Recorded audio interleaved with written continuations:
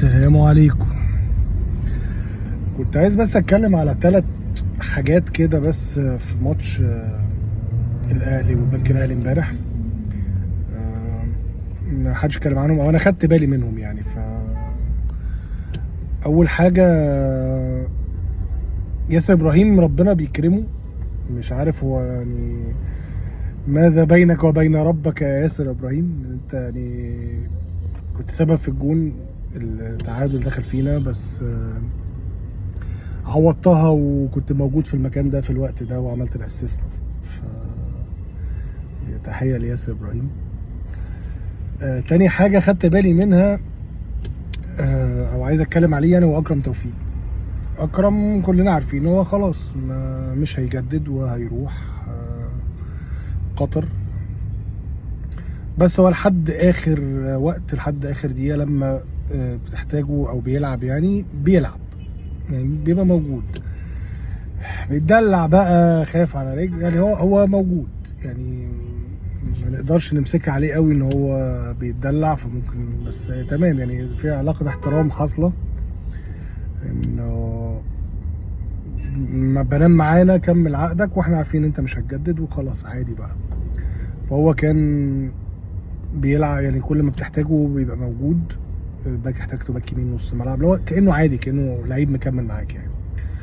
وخدت بالي بقى اكتر ان هو اول واحد يعني، لما وسام ابو علي جاب الجون وجري على الجمهور، اول واحد لحقه هو كان اكرم توفيق، اللي جري جري جري وراح له واحتفل معاه وبتاع. فهو يعني مش عايزين ندوس على اكرم توفيق قوي يعني، الراجل برضو ادى معانا وليه تاريخ كويس ودي سنة الحياة، فهو مش عايز يكمل، فدي حريته الشخصية، مش هنلوم عليه.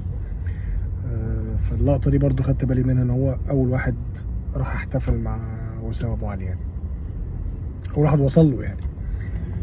النقطة التالتة بقى دي حاجة خاصة بالجمهور، ودي ما عجبتنيش بصراحة.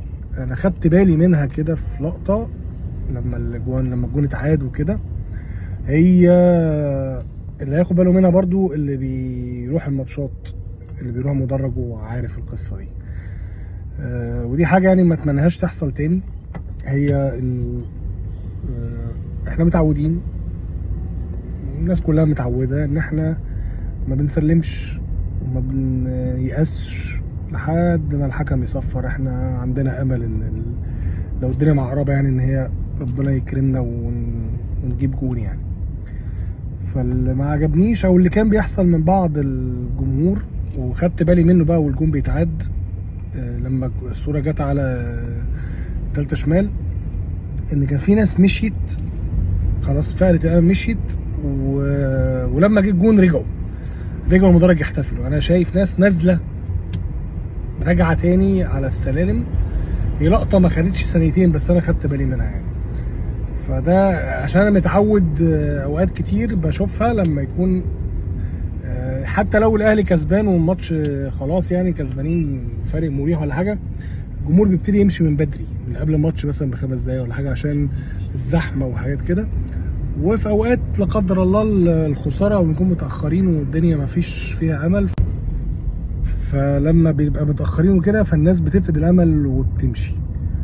ودي يعني يا ريت ما نعملهاش، يا ريت يعني خلونا كده نكمل لحد اخر ثانيه، وخليكم واثقين في فريقكم اكتر من كده يعني. فدايما دايما احنا لاخر دقيقه موجودين وبنشجع وما بنفقدش الامل دايما دايما. اتمنى الموضوع ده ما يتكررش، الجمهور يفضل مكمل لحد اخر ثانيه يشجع. والسلام عليكم.